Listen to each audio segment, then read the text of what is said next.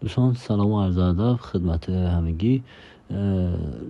برای برداشت توکن پین آی حتما باید داخل صرافی البانک ثبت نام کنید. بعد ثبت نامش هم بسیار راحته، با یه ایمیل میشه ثبت نام کرد. بعد برای دریافت صرافی میایین تو این قسمت، شناسه البانکتون رو میخواد. بعد میایین رو پروفایل میزنید، اینجا رو کپی میکنید، بعد دوباره برمیگردید تو قسمت ایدراپ،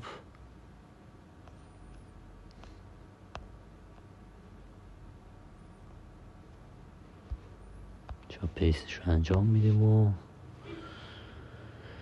کانکتش انجام شد. و دوباره برمیگردیم تو قسمت ایدراپ. این قسمت پایین شناسمون اومده،